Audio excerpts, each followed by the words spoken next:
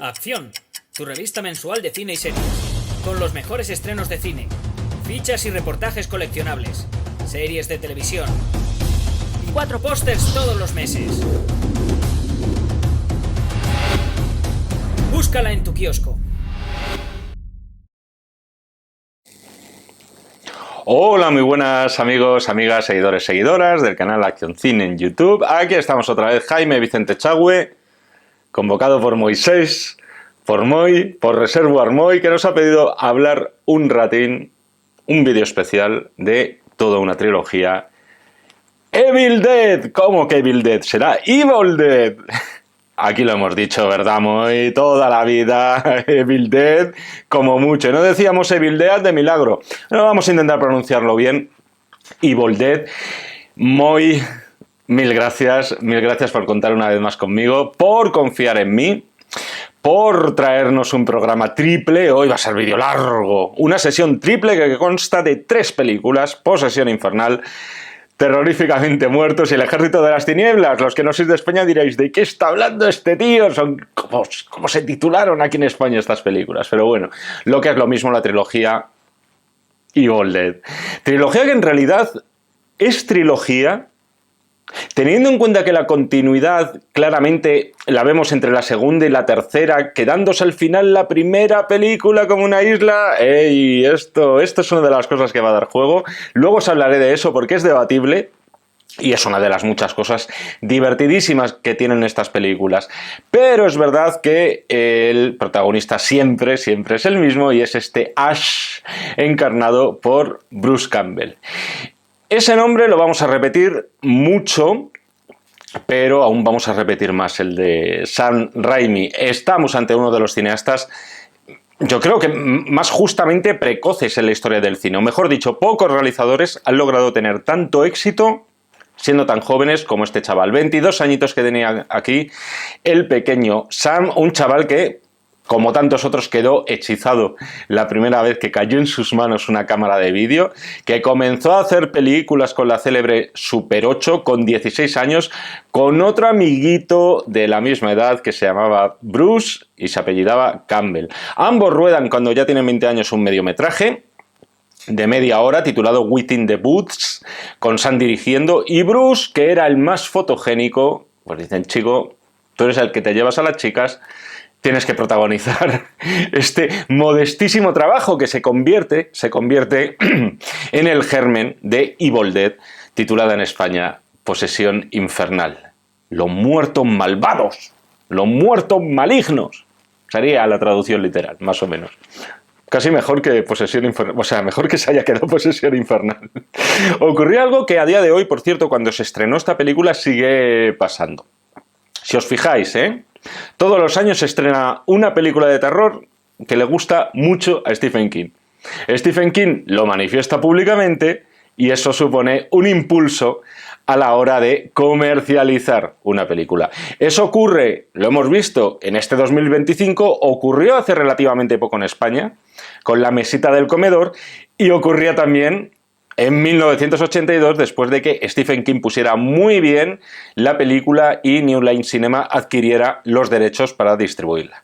Este es un vídeo especial porque el interés que generan estas 3 películas, yo os diría que no está tanto en su contenido, es decir, en las lecturas que podamos hacer de ellas, sino que para mí lo guay, lo interesante, está en el cómo están realizadas. Es un caso clarísimo para mí de forma por encima del contenido. El contenido, de eso también vamos a hablar en este vídeo, pero por lo menos sus 2 primeras películas vendrían a ser un mejunje entre cine de casas encantadas, cine de zombies, muy importante, cine de posesiones satánicas y cine gore.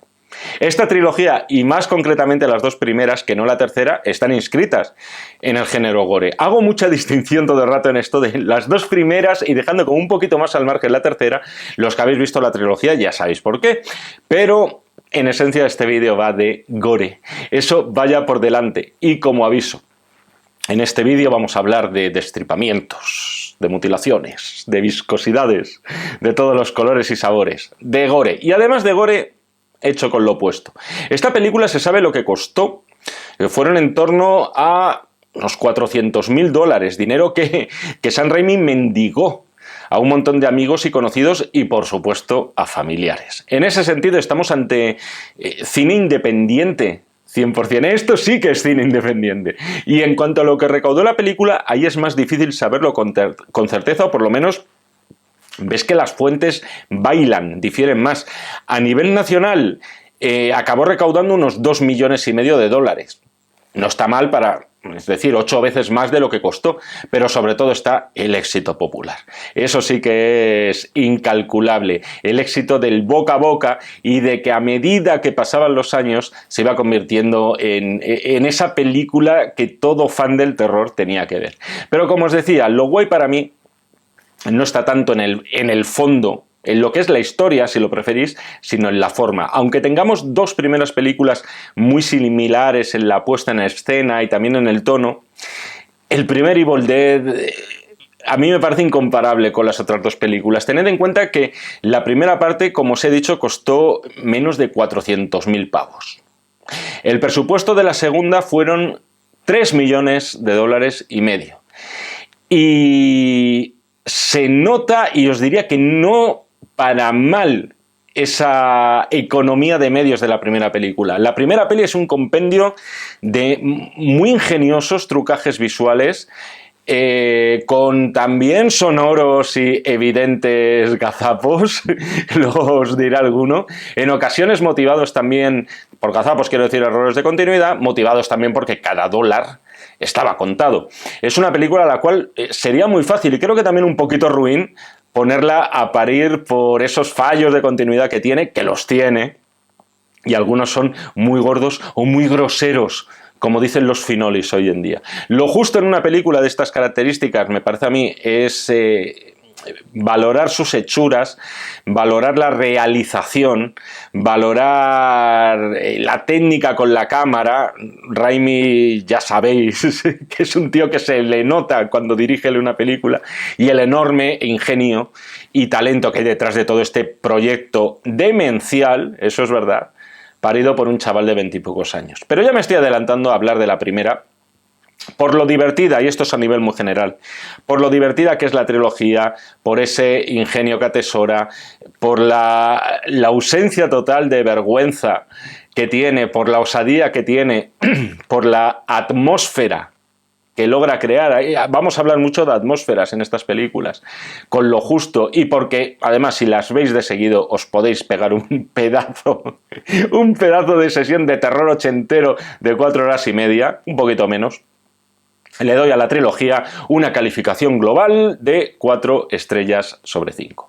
Empezamos Evil Dead 1981. 5 chavales, entre ellos nuestro héroe Ash, 2 chicos, sus respectivas novias y la hermana de una de ellas, llegan lo que se llamaría hoy una casa rural en un bosque de Tennessee, que en realidad es una cabaña destartalada. Allí, entre otras cosas muy chungas, encuentran el Naturum de Monto, el libro de los muertos. El libro de los muertos sumerio, encuadernado con piel humana y escrito en sangre. A eso se suman, a su vez, unas cintas magnetofónicas que reproducen una serie de encantamientos. Eso provoca que unas fuerzas malignas concentradas en esa cabaña se liberen, y dichas fuerzas van a ir poseyendo a estos chavales. Solo hay una forma de acabar con estas posesiones. ¡Qué guay! Desmembrar a la persona que ha sido poseída. Esto es lo que hay. Primero, unas valoraciones generales que ya os las he comentado en la introducción. De las 3 películas, y en esto hoy me voy a mojar, yo creo que me sigo quedando con esta. O sea, desde luego de las 3 es la que se toma más en serio a sí misma, o mejor dicho, del mismo modo que la segunda y la tercera, ya se abraza definitivamente el lado paródico de la historia. En esta la línea es más difusa entre lo que dices, ¿esto va en serio o estoy viendo como una broma bastante macabra? Estamos ahí siempre preguntándonoslo. Hay muchas historias que contar del rodaje de esta película, de verdad. O sea, de hecho debería haber una película sobre el rodaje de la película, sobre Evil Dead. Hablamos de una peli hecha de forma tan precaria que el equipo de producción, incluidos los actores, acabó quemando muebles de esa cabaña para poderse calentar en las tomas que se rodaban en el bosque. Por supuesto, no era en un estudio.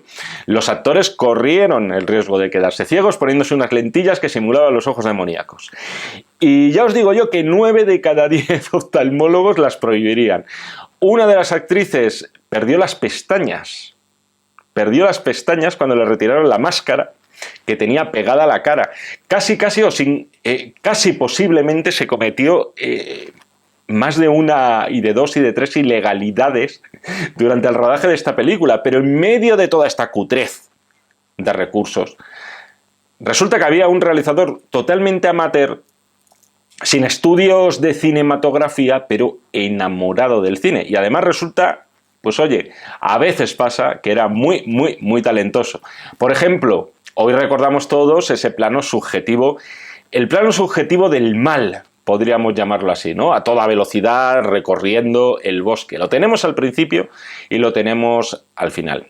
Esto en una producción, vamos a decir, de serie A, se habría hecho a través de una dollycam, es decir, una cámara con un soporte de ruedas que se desplaza sobre unos raíles para crear ese efecto. Aquí se hizo poniendo la cámara sobre unos tablones de madera, con Sam Raimi en un lado, Bruce Campbell en el otro y corriendo a toda velocidad. Así es como se hizo. Y el plano subjetivo del final, al parecer se logró montando la cámara, ¿dónde? En una bicicleta. ¿Es cutre esto? Es cutrísimo. Es, como yo os digo, debería haber como un Ed Wood, pero en plan, coño, a este sí que le salieron bien las películas. Una película sobre el rodaje de Evil Dead. Ahora bien, ¿les quedó como Dios? Se puede decir que también. Es lo que os decía al principio sobre la forma por encima del contenido. Quizá, yo lo reconozco, quizá no hay una gran historia detrás de Posesión Infernal, o no hay una historia que no hayamos visto antes y hayamos visto luego mucho después. No sabemos exactamente de dónde proceden esos demonios, tampoco tenemos demasiado background y desarrollo de los personajes, y sin embargo ese es el gran mérito por otro lado. Es decir, no puedes dejar de mirar e interesarte. Te interesa lo que les pase a estos chavales, aunque en realidad tampoco sepas nada de ellos, ¿no? Y eso es en muy buena parte gracias a la realización, gracias al cómo está contado. Este Traveling es solo un ejemplo de la cantidad de recursos visuales que tenía Sam Raimi en su cabeza, a pesar de sus escasísimos conocimientos técnicos, lo cual todavía hace más impresionante la peli. De hecho, la forma que tenía de trabajar, según cuentan, era más por intuición que por planificación. Por ejemplo, está el uso que hace de vez en cuando de los ángulos holandeses, como Echagüe si se pone así de repente, de los Dutch angles. Son estos ángulos inclinados que siempre te acaban contagiando cierta sensación de intranquilidad y de que el orden de las cosas en esa cabaña es diferente al del resto del mundo natural. Todo eso redunda en una de las grandes virtudes que tiene la película, y ya os lo decía antes, la atmósfera. El plano largo del coche llegando a la cabaña, después el plano detalle del cartel golpeando en la madera, los planos cenitales cuando llegan. Está muy lejos Posesión Infernal de ser una película plana en lo visual. Por poner un ejemplo de una liga similar y que nadie se me enfade. El primer Viernes 13. Esa sí parece, por contra, pese a ser una película en la que tampoco es que sea el colmo del presupuesto, pero bueno, una película con más vocación de profesionalidad, para entendernos. Sin embargo, sí que es una peli que parece de un director con los conocimientos justos o con poco afán de riesgo, si lo preferís, a la hora de narrar esa historia. El uso del sonido también es sobresaliente en la creación de esa atmósfera. Y el montaje. El montaje es impropio de un director amateur. Hay un momento que también es de los más recordados, que se repite después en las otras dos películas, y es ese momento bricomanía, podríamos llamarlo, cuando Ash sabe lo que tiene que hacer. Entra en el cobertizo, donde está la sierra, coge las cadenas y se prepara para descuartizar. Importante esto también, todo lo que vemos en la película ocurre en un escenario muy limitado. O sea, bastante, yo os diría que bastante más de la mitad de las cosas suceden dentro de esa cabaña ruinosa. Eso, por supuesto, ¿qué hace? Le dota a la película de una claustrofobia, de una sensación de agobio importante mientras la estamos viendo. Tú además, mientras la ves, notas, por supuesto, el poco presupuesto, pero, joder, ves también las ganas que había depositadas para que este proyecto saliera lo mejor posible. Eso no quita para que haya, ya os digo, fallos de continuidad muy llamativos. Fijaos en el minuto 43:22 segundos de la película, 43:22. El personaje de Scott, el amigo de Ash, poco antes de que la mano le coja del cuello en la bañera, le vemos con el pelo notablemente más corto que justo después. Yo no creo que Sam Raimi fuera imbécil, o sea, no era tonto, y muy posiblemente esto no se deba, o se deba, mejor dicho, a su amateurismo. Por supuesto que se dio cuenta, pero al parecer, y esto se puede explicar, aunque no me consta, no he visto reseñada esta secuencia en concreto, cuando ya tenía rodado todo, o creía que lo tenía rodado todo, se daba cuenta, dice, ¡uf! Me falta una toma. Alguna toma se había traspapelado del plan de rodaje, y después de que el plan de rodaje finalizara, pues tenía que volver a rodarla. Rodaje, por supuesto, el cual la mayoría de los miembros del mismo, incluido el reparto, salió de allí corriendo y dijo: no queremos saber absolutamente nada. Quizá esta secuencia de la ducha, donde vemos, ya te digo, ese cambio de look tan radical en el actor, se deba a que era una de esas escenas que se quedó ahí como diciendo, ups, se nos ha ido. Hay muchos momentos que son de verdad, pese a este tipo de cosas, que las tenemos, fallos de continuidad, bueno, si os fijáis en las manchas de sangre, pues puede ser un escándalo, pero luego hay momentos que dices, joder, es un cineasta de primera categoría lo que tenemos aquí, o por lo menos hiperprometedor. Todo el momento este de Cheryl, con el ataque y, digamos, violación por parte de los árboles del bosque, es otro de esos momentos en los que te preguntas, y es algo que ocurre con frecuencia en esta película, si esto va en serio o va en broma. O sea, en líneas generales, por lo menos en el primer Evil Dead, ya os digo que me parece más lo primero que lo segundo, pero toda esta secuencia del ataque de los árboles, la verdad es que es de una brutalidad y además muy bien rodada, teniendo en cuenta lo precario del tema. Aquí tenemos que hablar también, si no lo estamos haciendo ya, de los efectos visuales. Me siguen sorprendiendo muchísimo los pocos créditos con los que contó el creador de los efectos visuales de esta peli, y también de las dos siguientes, aunque luego es verdad que ya fueron trabajando con más equipo, que es Tom Sullivan. Primero por cosas tan ingeniosas como ese plano de Bruce Campbell frente al espejo del agua. A mí eso me parece un momento que dices, es de una genialidad que verdaderamente dices, te lo tragas y no te lo cuestionas, dices, joder, ¿es evidente el trucaje? Sí, pero te ha sorprendido. Y después está todo ese catálogo de casquería de la película. Sullivan, al final, Tom Sullivan, va a ser recordado por añadir café. ¿De qué estás hablando, Chagüe? De añadir café al jarabe de maíz a la hora de recrear la sangre falsa, para darle ahí, como la salsa secreta de cierta cadena de hamburgueserías, darle mi toque especial para que tenga ese toquecillo un poquito más oscuro.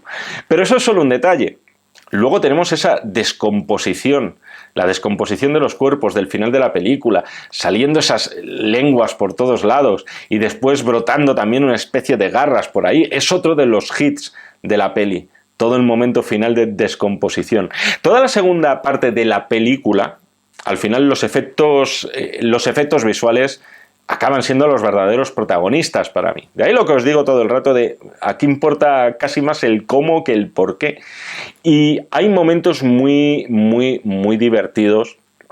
También por la labor de montaje, muy inspirada en dibujos animados, aunque eso también vamos a hablar posteriormente, como es el de la decapitación de Linda con la pala. O sea, este es otro de los hits. Pero es verdad que eso está resuelto, ese momento en concreto de la pala y la decapitación está resuelto con trucajes vamos a decir, más previsibles. En cambio, todo este tema de la descomposición de los cuerpos, y oye, os recuerdo que por aquel entonces ya había un señor ahí con la mente un poco enfermita que se llamaba David Cronenberg.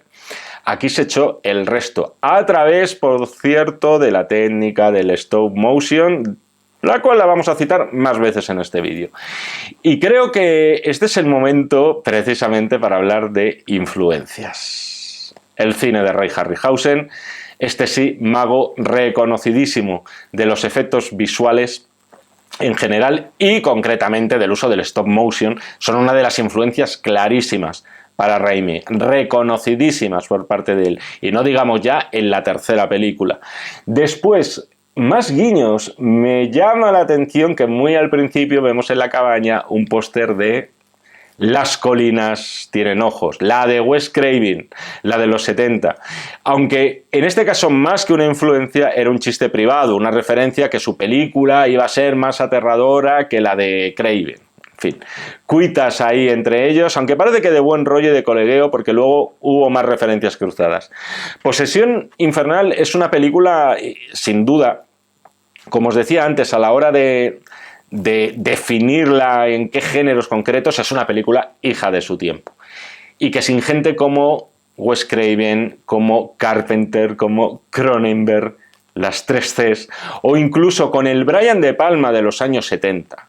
Ahí está ya no solamente el caso de Carrie, sino una película como Hermanas, Sisters, que yo creo que también influenció muchísimo a toda esta peña. Posiblemente Evil Dead no habría surgido tal como la conocemos.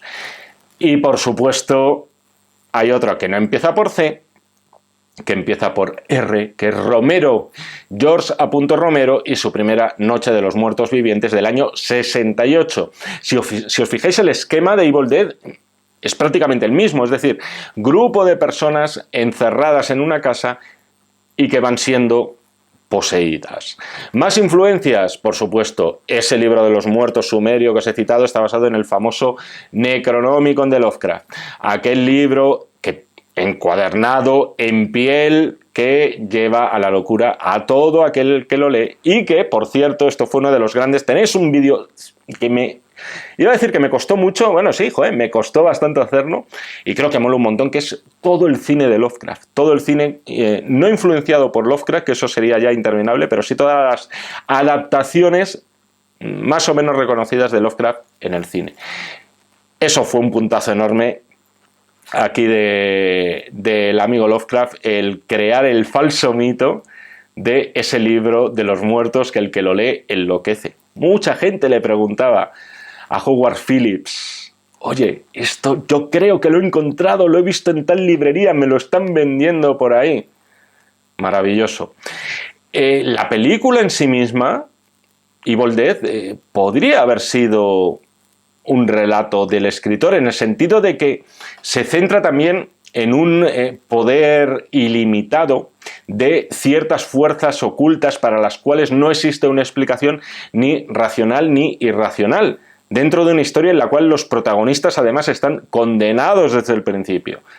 Un poquito de terror cósmico o de horror cósmico también vemos aquí en Evil Dead. Y por último, hay una frase en la película en la que una de las chicas, no recuerdo cuál, dice: por el amor de Dios, sus ojos, ¿qué le pasa a sus ojos?, refiriéndose a otra que ha sido poseída. Yo creo que es una referencia a la frase final de Mia Farrow en La semilla del diablo. Y no digo más, por si no habéis visto esa obra maestra del terror, del cine demoníaco de Roman Polanski. Después, más referencias, ya lo insinué antes, el tema del slapstick, la comedia física que encontramos en los mismos orígenes del cine, pero mucho menos aquí que en la secuela titulada en España Terroríficamente Muertos, año 1987. Así que vamos con ella. Os comentaba antes lo de que Posesión Infernal, en ocasiones tienes dudas de si estás ante una película de terror, digamos, seria, o ante algo que trata de ser como más irónico. En Terroríficamente Muertos no hay ninguna duda, no hay ninguna duda. Es una comedia negra, es una comedia gore, es una comedia de terror, lo que prefiráis. Es, de hecho, el remake / secuela cómica de la primera película. Uy, Echagüe, ¿qué acabas de decir? ¿Has dicho que esto es un remake de la primera película? Me pueden zurrar. Esto es una de las cosas curiosas de la saga. Mucha gente, entre los cuales me incluyo, yo he vivido 40 y tantos años de mi vida creyendo siempre que Terroríficamente Muertos era un remake. O mejor dicho, un reinicio de la historia. Pero en plan con más pasta. Remake porque volvíamos a tener a Ash de protagonista, pero los hechos de la primera película se obviaban, no se tenían en cuenta. O casi todos los hechos. Pero al parecer, la intención de Raimi no era hacer ningún reinicio, sino una continuación de verdad directa de lo que vemos en la primera película. ¿Qué ocurrió? El problema, esta secuela iba a tener mayor distribución que la primera. Iba a ser vista, por lo menos en su estreno, por mucha más gente que el primer Evil Dead. Por mucha gente que no había visto el primer Evil Dead. Por tanto, no podían empezar la película directamente con ya Ash en la cabaña y ensangrentado. Por no hablar, por cierto, de que, joder, te da la impresión de que al final del primer Evil Dead, en fin, el mal, plano subjetivo, en fin, se cierne sobre Ash. Adiós, Ash, chao. Pero no, en teoría no. ¿Qué ocurría? Mucha gente no había visto la primera peli. Entonces dice Sam Raimi, joder, tenemos que resumir lo que ha pasado en la primera película, para que la gente sepa de qué va el rollo, ya en esta segunda. Diréis, hombre, joder, pues haces un breve resumen de los hechos como introducción, mostrando imágenes del primer Evil Dead. Pues, problema, no se podía hacer eso. El primer Evil Dead se había vendido a tantos países diferentes y a tantas distribuidoras diferentes que tenían que conseguir los derechos de sus propias imágenes para poderlas utilizar. Y claro, al parecer había medio centenar de países involucrados. Era algo draconiano conseguirlo. Raimi decía, ya os digo, había que llamar a la puerta de alrededor de 50 países, de 50 distribuidoras, para poder utilizar su propio metraje en esta secuela. ¿Qué hizo Raimi? De algún modo dijo, voy a volver a rodar como un resumen de la película anterior, en los primeros 10 minutos aproximadamente. Es decir, se vuelve a reiniciar la historia con los protagonistas, con Ash, con su novia, que se llama Linda, también según los créditos, pero está interpretada por otra actriz. O sea, esta pareja va de nuevo a una cabaña abandonada en el bosque. Pero eso sí, solo ellos dos solos. O sea, de los otros 3 personajes que había en Liza, en la primera película, ni mu. No se dice nada, no hay ni rastro. Linda va a durar más bien poquito, como ocurrió con la anterior, como ocurrió en la anterior película. Ash le acaba cortando la cabeza porque ya se ha convertido en un zombie y Ash va a quedar encerrado en la casa. La mayoría, o mucha gente, joder, entendimos que era una historia, vamos a decir, como yo os digo, un reinicio, una nueva historia, como una nueva reencarnación de Ash. Y aún a día de hoy, si veis las películas por orden, podéis pensar que estamos ante una variación de la primera. Pero no lo que intentó aquí Raimi, y tengo que decir, y no es una crítica, pero, joder, teniendo en cuenta, ya os digo, la precariedad de estas producciones, lo que intentó con poco éxito era hacernos creer que los minutos iniciales de Evil Dead 2 pertenecían a la primera película. Yo creo que en el mejor de los casos podemos decir que es confuso. O sea, ni siquiera es la misma cabaña que el original.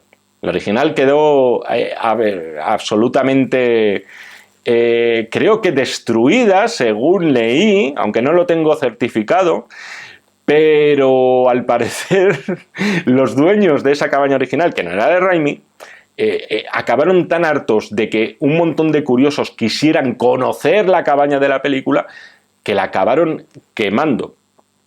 Y, por tanto, la de esta secuela fue reconstruida ex profeso para la película. Posteriormente, estos hechos iniciales que os he narrado, comenzaría lo que es en realidad la secuela de Evil Dead. La secuela con nuevos personajes con los que Ash se encuentra encerrado en la cabaña, con la hija del arqueólogo que encontró el famoso libro de los muertos, su compañero de investigación, una especie de mecánico redneck que anda por allí y su novia.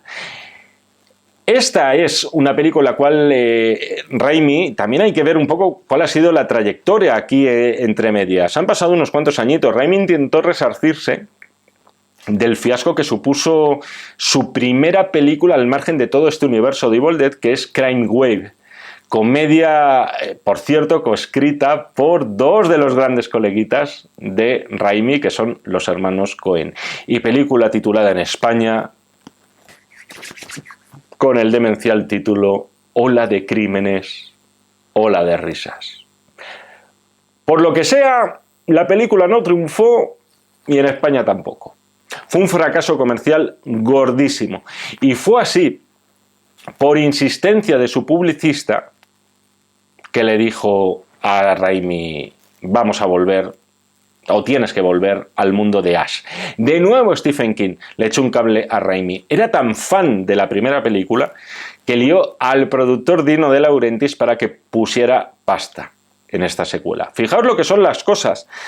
Lo que Raimi tenía en mente aquí era más cercano a lo que vemos después en la tercera película con los viajes en el tiempo y demás. Sin embargo, Dino le dijo, no debes, hazme lo más parecido posible a la primera película, que sabemos que eso funciona. De hecho, entre otros sitios, funcionó muy bien en el país de origen de De Laurentiis, que era Italia. Pero vamos al lío. Si ya en la primera película, la cual la hicieron 4 y el del tambor, ya había virguerías visuales, pues en esta Raimi redobla la apuesta. La primera virguería, ya para empezar, la tenemos en los créditos. Cómo engancha después de la introducción que ya os he dicho con el Necronomicon, el número 2 del título, para vincularlo por el túnel en el que viajan los protagonistas. El Necronomicon, eso nos lo había dicho. Tenemos una breve intro sobre, poco resumen, la historia de ese libro. Después, en lo que podríamos llamar, como ya os he explicado antes, el falso remake de la primera película que se incluye en esta, todo el montaje es primoroso. Por ejemplo, cómo engarza el plano de la cabeza rodando, con Ash de repente clavando la cruz en la tumba. Es decir, aunque solo hubiera transcurrido una película entre medias, que fue este Crime Wave, se nota que lo sucedido en Evil Dead primera parte no fue fruto del azar, y que efectivamente Raimi era un tío muy muy talentoso y sobre todo con ganas de demostrar lo talentoso que era con la cámara. Aunque Raimi jura y perjura que esto no era un remake, es cierto que es una película, por otro lado, y eso también ayuda a la confusión, es cierto que es muy referencial con respecto a la primera. Por ejemplo, aquí se da la vuelta a la maravillosa secuencia del espejo que os he dicho antes, el espejo de agua que veíamos en la primera.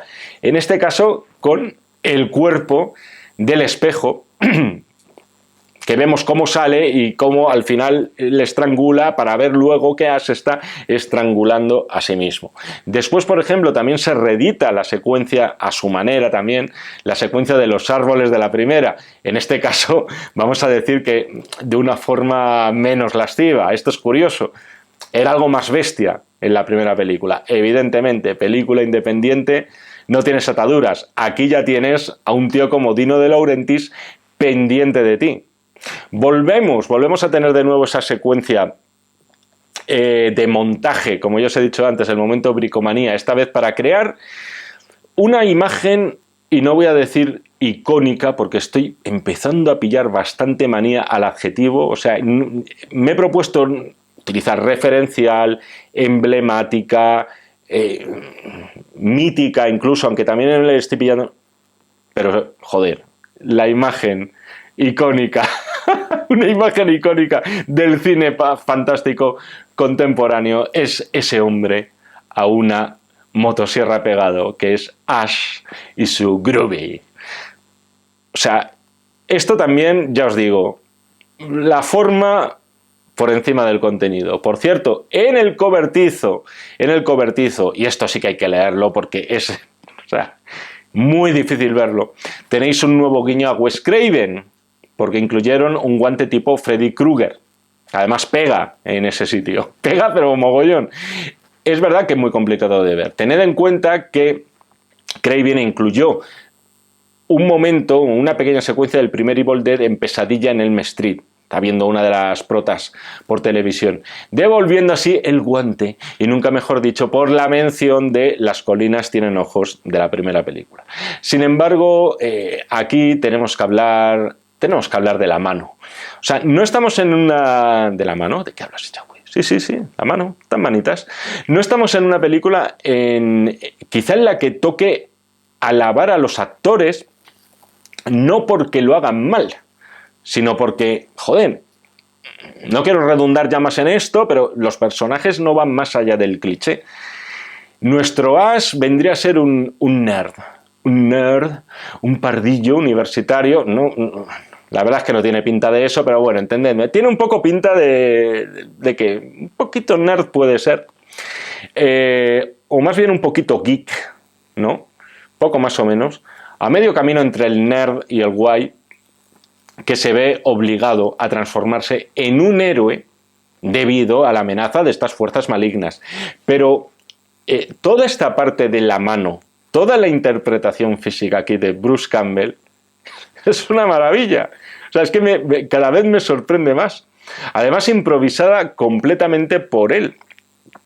Es una secuencia que dices, claro, hoy en día posiblemente te la encontrarías recreada por CGI o algo así, porque verdaderamente cuesta encontrar una interpretación física tan realista. Aquí sabemos de sobra que ordenadores no se utilizaron, prácticamente ni existían. Raimi estuvo encantado con la labor de su amigo del alma. Además luego le ha metido en más películas. Es verdad que a veces con cierto a modo de homenaje, casi más que darle grandes papeles, pero el tío estuvo encantadísimo con esta secuencia. Es todo un espectáculo, y además es una secuencia que ejemplifica muy bien lo que es esta peli, y que no lo era tanto el primer Evil Dead. Una parodia de humor negrísimo. Todo lo de la mano parlante, acercándose al hacha, clavándose el cuchillo, y luego, por supuesto, el tema de la sierra. La peli es gore. Es decir, la peli se puede decir que no se dulcificó. Para mí es más bestia la primera, pero esto no puedes decir que digas, ¡buah! El tío se ha ablandado aquí, se ha acomodado. No. Es cierto que se nos evita, por ejemplo, ver cómo se está amputando la mano. Eso quizá en el primer Evil Dead no nos habría privado el bueno de Sam de este momento. Lo que vemos aquí es la consecuencia, la cara de Ash cubierta de sangre. Y detalles como ese, por otro lado, no me parece mal, son los que hacen la película, vamos a decir que es soportable dentro del gore. Eso y el sentido del humor, porque lo que hace Raimi aquí, ya de forma decidida, es articular ese gore con esa comedia slapstick de toda la vida. Aquí en España no fueron muy conocidos, pero en Estados Unidos ese grupo llamado The Three Stooges, Los Tres Chiflados, son toda una institución. O sea, un grupo de cómicos que realizaron cerca de 200 cortometrajes durante casi 50 años de carrera. Verdad que con cambios en el reparto, pero se mantuvieron bastantes años. Y esta es otra de las influencias, junto con la de Harryhausen, reconocidísimas por Raimi. Todo ese momento loquísimo también de la lámpara y otros objetos de la habitación riéndose. El juego de palabras del libro que vemos, adiós a las armas, farewell to arms.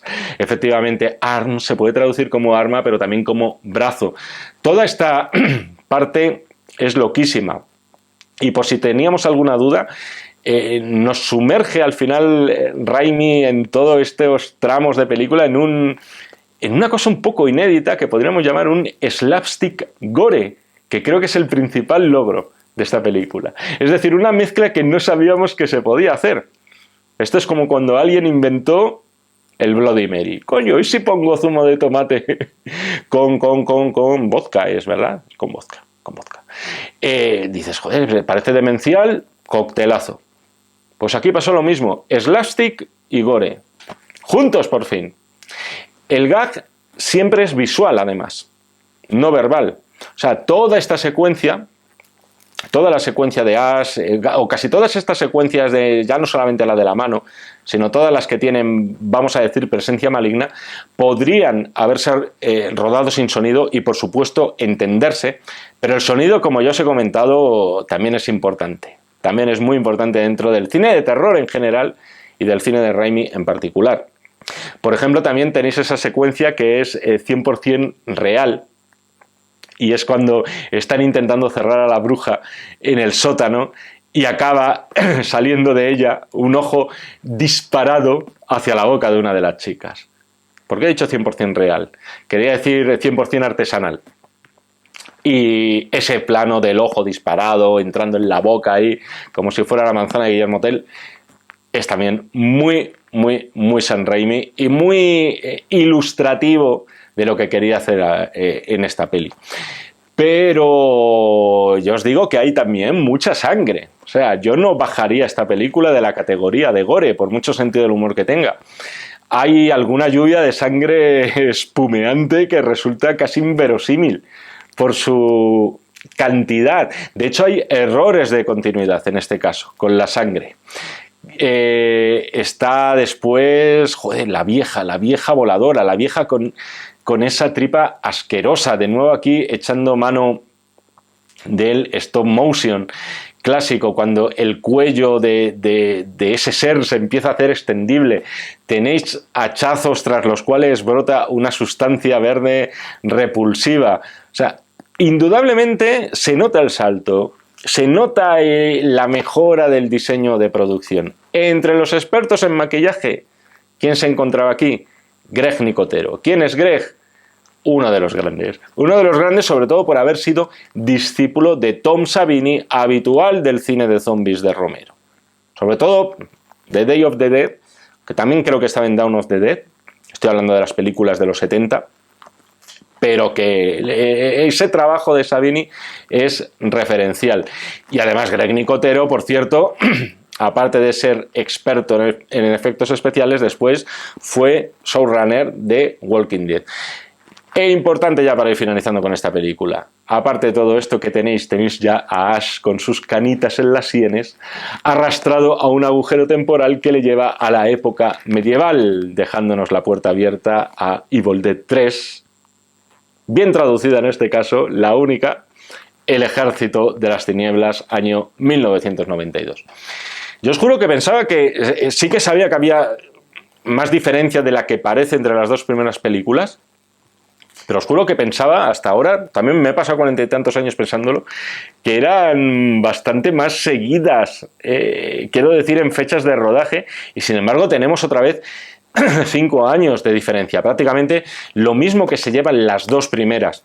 Y al contrario que sucedía en Terroríficamente Muertos, aquí Sam Raimi, digamos que ya estaba más empoderado.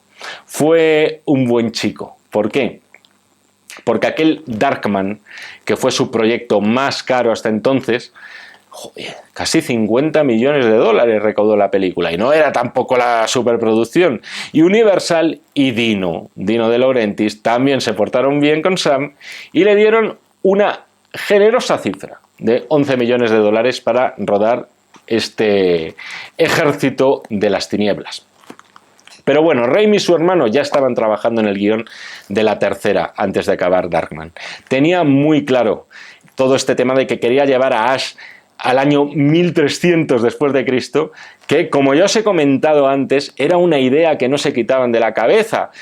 Y de hecho, era su idea para haber rodado la segunda entrega. Era lo que les pedía el cuerpo, pero Dino les dijo: haznos, Sam, tío, vuelve a hacer la primera película otra vez.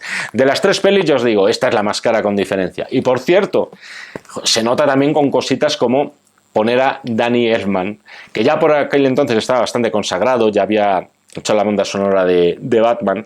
Creo que la de Darkman también, no sé si es suya, me parece que sí, pero bueno, ya está bastante consagrado como compositor de bandas sonoras, por su trabajo con Tim Burton sobre todo. Lo bueno es que entre unas cosas y otras, Bruce Campbell no había cambiado demasiado en estos 10 años que han transcurrido entre las tres películas. Y teniendo en cuenta este envejecimiento prematuro que sufre en la segunda película, la verdad es que no lo notabas, daba el pego perfectamente. Ahí sí que me la colé y me parecieron dos películas muy seguidas. La segunda ya era una comedia negra y esta tercera es directamente una comedia.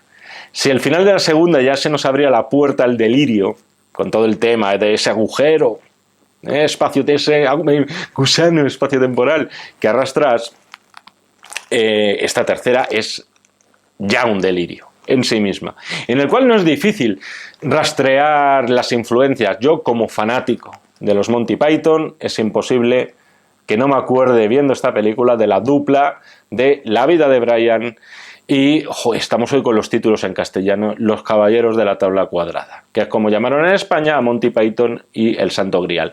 Pero yo veo muchos otros referentes cómicos en esta película. Por ejemplo, esta peli tiene un momento cómico maravilloso, que es cuando Ash tiene que pronunciar ese conjuro para hacerse con el maldito, nunca mejor dicho, libro de los muertos. Las palabras son Klaatu, Barada, Nikto. Que, por cierto, eso es un homenaje a Ultimátum a la Tierra. Era la famosa frase extraterrestre que se pronuncia en la película. Pues bien, a Ash no le acaban de recordar, no le acaban de salir bien las palabras, y ese momento en el que la última, en este caso Nikto, la pronuncia con tosidos para disimular, en plan ¡Nikto!, es digna del Mel Brooks de la época. Pero bueno, luego es una película que más que de terror, en este caso casi lo emparentas más al cine de aventuras o al cine de espada y brujería, o al cine de Indiana Jones. O sea, todo este tema de los libros arcanos y misteriosos y las pruebas que tiene que ir pasando el héroe y demás. En las otras dos películas habíamos visto a Ash crecer de algún modo, es decir, pasando del buen chico, del geek, con su novia formal de toda la vida, que le regala un anillito y tal, y acaba como un badass. Esto es la segunda. Pues en esta empieza como un badass y va a acabar como más chulo que un 8. O sea, una especie ya de cyborg muy consciente de sí mismo y que ha visto mucho mundo y cosas muy chungas. La peli es un tebeo y hay muchos planos y secuencias que perfectamente podrían ser viñetas de un cómic. Por ejemplo, cuando le arrojan a Ash la sierra mecánica y la acaba encajando en el muñón. Y luego, por supuesto, toda la parte cartoon que tiene la película. Hay una parte en la que se referencia a sí misma y que es cuando Ash acaba de nuevo encerrado en una cabaña y se tiene que enfrentar esta vez a sus yos en miniatura. Esa parte, por ejemplo, en la que utiliza una espátula de cocina para despegar la cara chamuscada, o sea, es dibujos animados totalmente, muy Tex Avery. Y después está toda la parte de los esqueletos.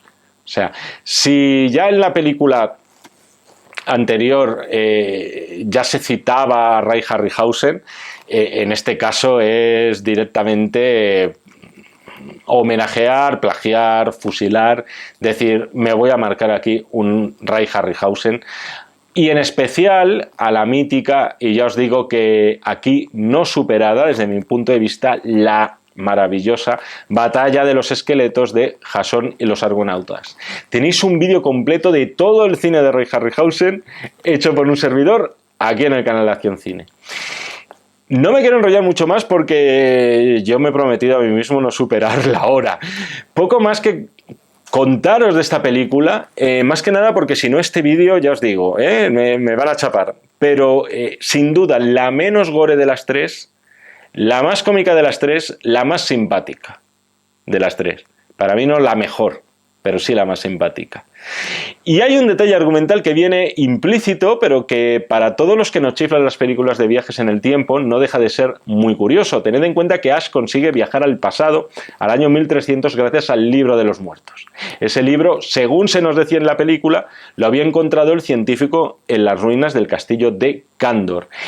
En esta tercera película, Ash en el pasado tiene como misión encontrar ese libro para poder regresar al futuro, ¿vale? Pero el libro cuando él consigue regresar al futuro, el libro se queda en el pasado. Eso que implica que 700 años después tendrá que ser encontrado por el científico y llevado a la cabaña donde Ash y sus amigos lo volverán a encontrar y por tanto Ash volverá a caer otra vez en el bucle, así, en el bucle infinito, un bucle infinito. Es algo que no se suele nombrar de esta película, pero es cierto, ahí está. Esta peli tiene, por cierto, el final que hoy vemos. Ash regresa al presente después de haberse tomado la poción del hombre sabio y le vemos de nuevo en esa tienda, en esos grandes almacenes donde trabaja y venciendo una vez más a la presencia maligna, soltando eso de Hail to the King, baby.